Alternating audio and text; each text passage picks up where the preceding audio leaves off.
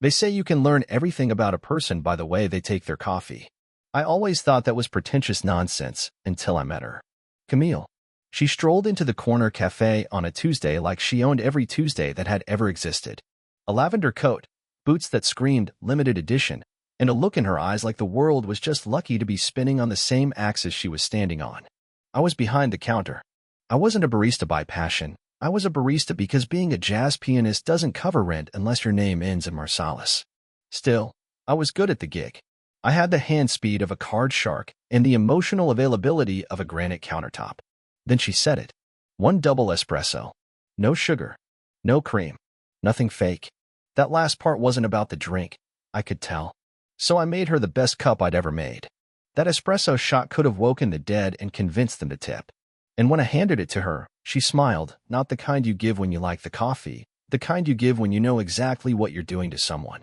Camille came back the next day, then the next, and I, in my infinite lack of caution, fell into something I didn't quite have a word for yet.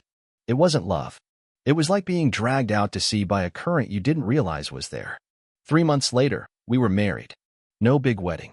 Just a courthouse, her in a dress that didn't wrinkle, me in a blazer that did. Her friends were all smiles. My friends didn't come. Said it was fast. Said they had a feeling. Funny how, I told you so, always shows up too late to be useful. Still, those first months were golden. She'd curl up next to me, talk about her job in consulting, which, to this day, I couldn't define under oath, and we'd fall asleep to the sound of records skipping just past the groove. We lived like a slow-burning candle. Cozy. Quiet. Controlled. Then came the upgrades. She wanted a new place. For space, she said. We moved into a high-rise with glass walls and a view of a city that only looked that clean through a lens of optimism or Windex. Then the gym trainer happened. Not a man. A mirror. Camille's obsession with refinement ramped up like a stock price right before a crash. Spin classes. Detoxes. New friends who didn't blink when their salads cost more than my car insurance. She said I was perfect the way I was, but it sounded more and more like the kind of perfect you leave behind for something shinier. Still, I smiled. I made breakfast. I cleaned. I played jazz at a cocktail lounge on weekends while she mingled with executives and introduced me as Logan, my brilliant husband, the artist. You don't realize how fast a smile can rot until you wear it too long. And then, on the 185th Tuesday since she first walked into my cafe, she stopped ordering coffee at all. Just started drinking his instead. You ever look back and realize the warning signs weren't neon, they were post-it notes? Quiet little flags that you just peeled off and threw away because you didn't want to ruin the view? Yeah, that was me. I first noticed the shift on a Thursday. Camille started dressing like she was headed to Cannes instead of her office. That was the day she forgot to kiss me goodbye. Not a huge deal, right? People get busy. Minds wander. But Camille's mind used to wander into my chest every morning like clockwork. Then came the texts. Not from her to her. Ones she'd tilt her screen away from. That's when I started keeping score. Wednesday, 9:12 p.m., she laughed at her phone. I wasn't the one texting. Saturday, 3:37 p.m., she said she was at a networking event. Her heels weren't worn, but her lipstick was. Monday, 6:02 a.m., shower running. Phone still on the nightstand. Screen lit up. Chase Donovan. Chase. Let me say this. If a guy's name sounds like a cologne sold in airports, you keep your eye on him. Chase worked at her firm. Brilliant strategist, she said. Helps me think clearer. I asked about him once. Just once. She tilted her head, smiled, and said, "Jealousy doesn't suit you, babe." No denial. No reassurance. Just a critique of the wardrobe my emotions were wearing. Now here's the part where I tell you I started snooping, right? Checked her texts, maybe followed her to lunch? Nope. I'm not that guy. I don't believe in peeking through keyholes. I believe in walking through the door. So instead, I started a little tradition. Every Friday, I made her breakfast. French toast, fresh strawberries, black coffee, her favorite. And every Friday, I placed a note under her plate. The notes weren't romantic. They were observational. Chase called twice yesterday. You smiled in your sleep. You didn't touch your coffee. Not like you. I'm watching you fade. Just wondering if I'm supposed to pretend not to see it. She never acknowledged the notes. Not once. But she read them. I could tell by the way the corner of her plate shifted ever so slightly each time. Like she was covering something. Like guilt could be held down with ceramic. Around this time, her Friday nights started running long. Team drinks, she said. Team. I didn't ask which team. I already knew I wasn't on it. But the real clincher? One morning, I noticed her scent was different. Same brand, different note. Her perfume used to whisper. Now it walked in before she did. That's when I knew. I didn't have proof. I didn't need it. Because trust doesn't break like glass. It breaks like paper. Thin, quiet, clean. And Camille? She'd just handed me the blade. She asked me to meet her for dinner. Not just any dinner. A place called Alara. Candlelight. Wine list longer than a novel. The kind of place where you pay for ambience and pronounce the menu items like you studied abroad. Camille never just wanted dinner. This was something else. I arrived a minute early. Not because I'm obsessive, but because I like knowing who I'm sitting across from. And there he was. Already seated. Chase Donovan. Wearing that smug little, I win expression you usually only see on lottery commercials and bad Tinder dates. The guy looked like an Instagram ad for confidence you can't return. And Camille? She sat next to him. Not across. Next to. Like a united front.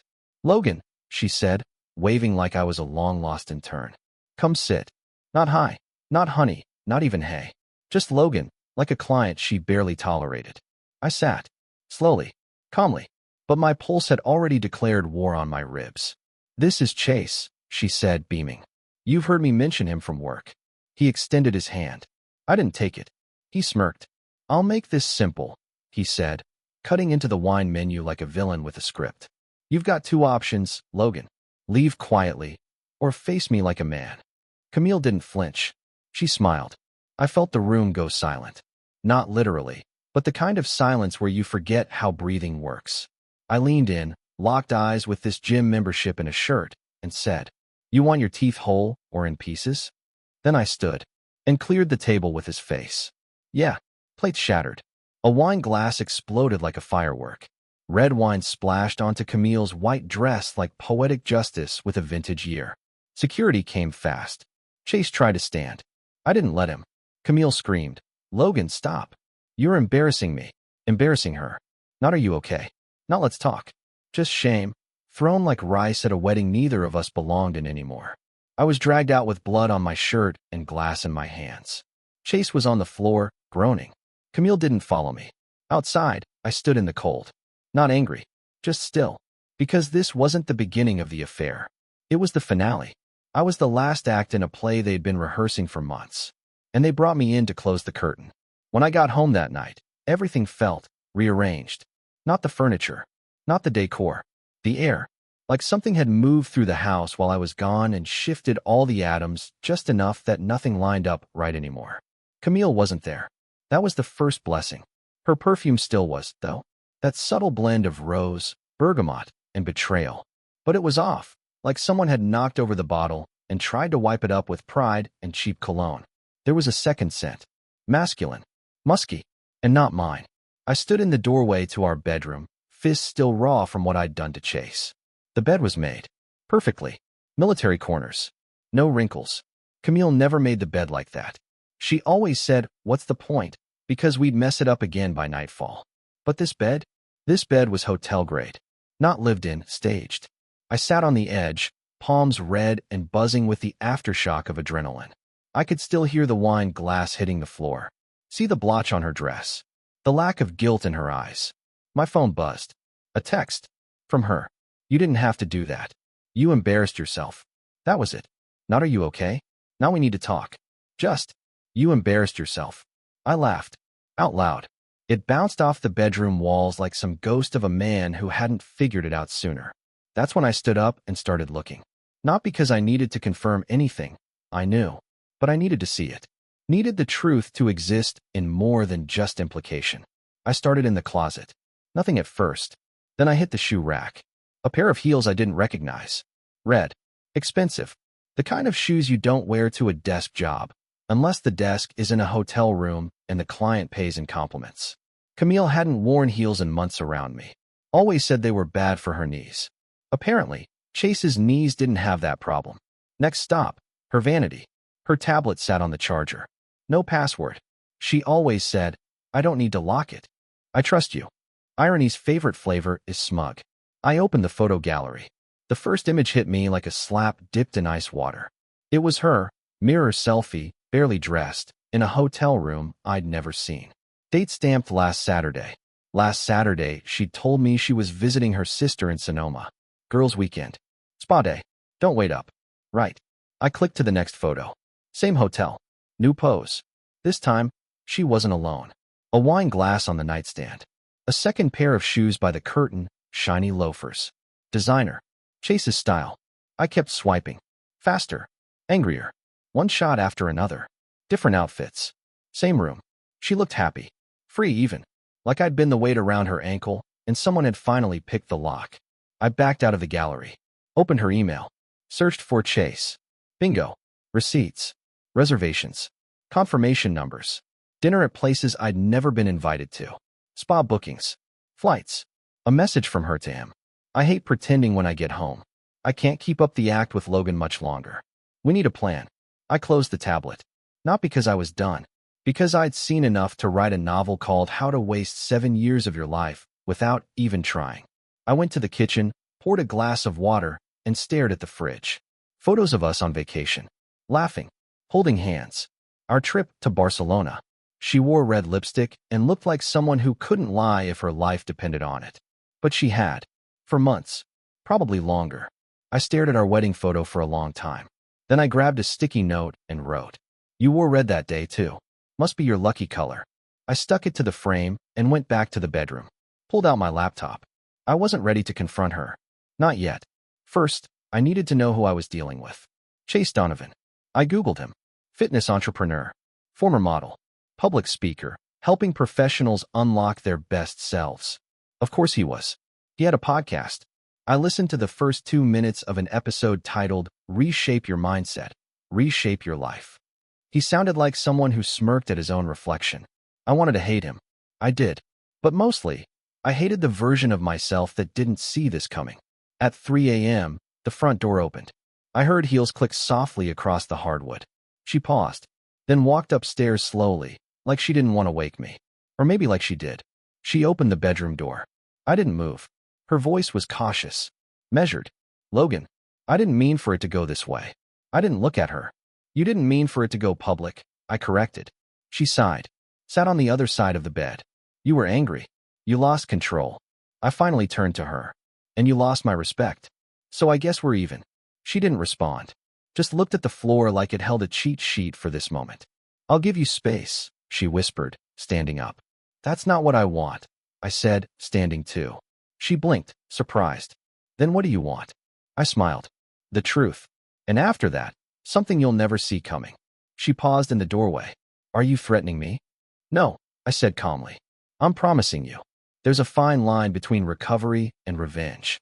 And at 3:08 a.m., standing in the kitchen in boxer shorts and spite, I decided I'd be straddling that line like a man with nothing left to lose and just enough charm to enjoy the ride.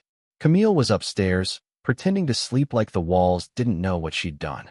I didn't try to guess what she was thinking. She'd spent months playing pretend. She was probably better at it than I was at breathing. So I sat down at the kitchen island and started a list. Not of things to destroy. That's too easy. Too obvious. Besides, broken glass only gets sympathy. What I wanted was to take away the things she built. Her comfort, her image, her little house of curated stability. Revenge, real revenge, is about erasure. First, I opened her calendar. Camille lived by her calendar. Her entire life was color-coded. Green for work, pink for wellness, blue for social, and gray for anything involving me, which was telling all on its own. I noticed an upcoming client retreat.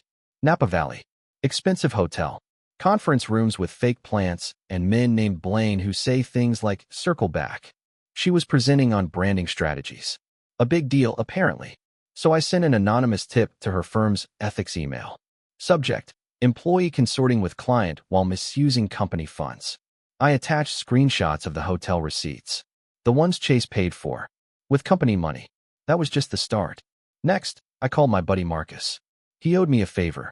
Years ago, I bailed him out when he mixed up a bottle of tequila with a commitment to a woman who wasn't his fiancée. Marcus is a digital forensics guy, can find dirt in the cloud faster than you can delete a browser history. "Camille," he said, after I gave him the rundown. "You want info, proof, or firepower?" I smiled. All three. And no rush. But also yesterday. You got it, man. He hung up. I trusted him to deliver. After that, I started going through the house, not to pack, but to edit. You'd be amazed how many things in a marriage belong to one person but feel shared.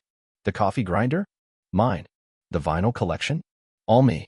The expensive throw pillows she bought from a boutique in Venice Beach? I tossed them into a donation box. Not out of spite, because if she was going to start a new chapter, I wasn't going to let her take bookmarks from mine. I found the journal I kept when we first got married.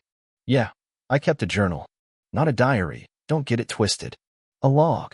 Moments I wanted to remember. Her favorite wine. That time she cried watching a Pixar movie and tried to hide it by fake sneezing. I ripped the pages out one by one, tossed them into the fireplace, and watched the past turn to ash, flake by flake. I didn't cry. Didn't feel much of anything, to be honest. Just clarity. Around 5 a.m., Camille came downstairs. Hair a mess, hoodie on, trying to look soft and broken. Logan, she said quietly. Can we talk? We already did, I replied without looking up. You just didn't know I was listening. She walked closer. I made a mistake. No, I said, standing up. You made plans. You made reservations. You made alternate lives. Don't sell it short with the word mistake. That's reserved for wrong orders and typos. Her eyes welled up. The kind of tears that say, this is working for me. I didn't buy it. I never meant to hurt you, she whispered. That's the problem, I said, leaning in. You never meant anything. You just did it. Like I was some soft landing until the next best thing came along. You didn't even give me the courtesy of a proper betrayal. Just rot in slow motion. She flinched at that. I think the truth landed harder than any punch. I don't want to lose you, she said. I tilted my head. Funny.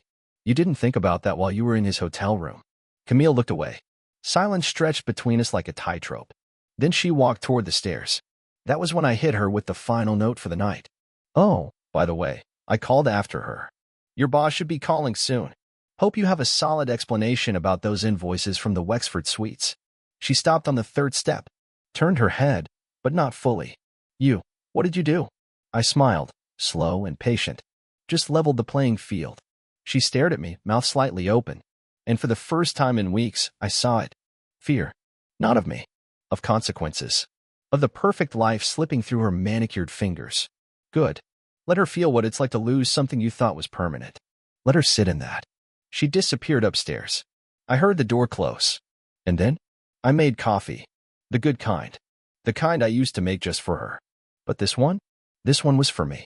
3 days later, the world didn't end. It just got quieter. Camille kept up the act, walking around the house like someone who'd misplaced her dignity and was pretending it wasn't a big deal. She stopped trying to apologize.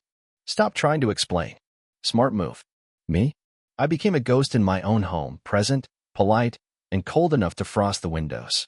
The calls started coming in that Friday. First one was from her work number. She didn't answer it in front of me, just stepped outside with the phone clutched like a prayer. When she came back in, her eyes had that dull, glassy sheen people get when they realize the fire they set has reached their own porch. She didn't speak a word. Didn't have to. That was just the appetizer. Because Marcus delivered the entree that night. He called around 7 p.m. I was pouring myself a bourbon, 2 fingers, no ice. My kind of honesty. You sitting down? He asked. Standing. Why? Because I'm sending you a Dropbox link. Password is your wedding anniversary. Don't forget the dashes. And, brace yourself. I clicked it open while we were still on the phone. Inside? Everything I didn't know I wanted. Hotel key logs. Phone records. An audio recording from a mic Camille didn't know she carried in her purse during a lunch with Chase. She was laughing. He was confident. And the two of them? Disgustingly in sync. He still thinks I'm at a yoga retreat, Camille said mid-salad. He made me breakfast this morning, Marcus. Do you know how weird it is to lie to someone while they're buttering your toast? Don't worry, Chase replied smoothly. He'll be fine. He's the type that folds, not fights. I paused the audio. Funny thing is, I wasn't even angry. Not anymore. There's a point beyond betrayal and altitude where rage turns into calculation, where the heart stops aching and the mind starts organizing. Camille thought I'd fold. Bless her heart. I spent the rest of the night crafting the playbook. Not petty sabotage or real moves. Smart ones. Legal ones. The kind that don't scream, but whisper in courtrooms. First stop, my lawyer, Graham. The man looked like a retired gunslinger and billed like a villain, but he was loyal. "You're sure you want to go nuclear?" he asked, flipping through the file I brought him. "Graham," I said calmly, "this isn't nuclear. This is precision work." He raised an eyebrow. "You realize California is a no-fault state, right? Courts don't care much about cheating." I nodded. "Yeah, but companies do. And judges care about full disclosure, especially with finances." That got his attention. I handed him a copy of Camille's emails with Chase, the reimbursement invoices filed under client entertainment, and the hotel bills marked business consultation. Graham whistled low. "Now that's a different story." I leaned back. "I want two things, Graham. My money and her silence." He smiled like a man given a green light and a full tank of gas. "You'll have both." When I got home that night, Camille was on the couch, hair tied back, makeup off. She looked like the version of her I used to love, the one who made pancakes on Sundays and couldn't whistle no matter how hard she tried. But I didn't feel a thing. "Where were you?" she asked softly. "Somewhere productive," I said, setting my keys on the table. "We need to talk." She turned to face me. "I know what I did was wrong," she said. "I'm not asking for forgiveness, Logan. I just want a chance to fix things." I sat across from her, calm, collected. "You think this is something you can fix with a grand gesture or a confession. But it's not. You didn't break a rule, Camille. You broke the whole game." She swallowed hard. I continued. "I've spoken to my lawyer. We're filing. But I'm not out to ruin you. Not unless you give me a reason." Her breath hitched. "Logan." "I have everything," I added. "Receipts, emails, audio. I know about the work reimbursements, the fake meetings, the company card Chase used at the Wexford Suites." Her face drained of color like someone pulled the plug on her blood supply. "You've been using the company like a piggy bank," I said. "They're already investigating. You'll probably survive it if you play it smart. Resign quietly. Keep the headlines off your name. Take the L and vanish." She opened her mouth, closed it again, then whispered, "What do you want from me?" I looked her dead in the eyes. "I want you to remember that the man you underestimated didn't need to scream or threaten or throw your stuff on the lawn. I just needed a file folder, a flash drive, and a good bourbon." Silence. Then I stood. "You've got 2 weeks to move out. I'll stay with a friend until then." She nodded slowly, stunned. And as I walked upstairs to pack a bag, I heard her whisper one last thing behind me. "I never thought you'd be this cold." I paused, just for a second, then turned back with a faint smile. Neither did I. I left that house like a ghost leaving a body. No slamming doors. No final arguments. Just a packed duffel bag, a silent nod to the doorman, and the steady rhythm of my boots on concrete. My buddy Cal had a guest room and 0 questions. The man's been through 2 divorces and a pyramid scheme. Nothing surprises him anymore. He poured me a drink, handed me a spare key, and said, "You want to talk? I'm here. If not, the game's on." That night, I slept like I hadn't in months. Meanwhile, Camille kept trying to reach me. Texts, emails, even a voicemail that started with, "Please don't ruin me," and ended with, "I didn't know you had it in you." She was right. I didn't either. The following week, I received a call from her boss. No pleasantries. "Mr. Hale, thank you for the material. We've accepted Ms. Donovan's resignation. We won't be pursuing further action if this stays quiet." "I'm not a loud man," I said, and hung up. That was that.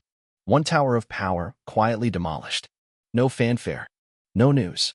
Just Camille, stripped of her title and clout, floating in the silence she used to weaponize against me. But I wasn't done. Now, I wasn't planning on torching the earth. I just wanted to irrigate it in a way that made it clear whose hands had held the hose. Camille always wanted to write a book. A memoir about balancing love and ambition, she once said, swirling wine and dropping phrases like emotional labor and synergy. I found her draft on her Google Drive.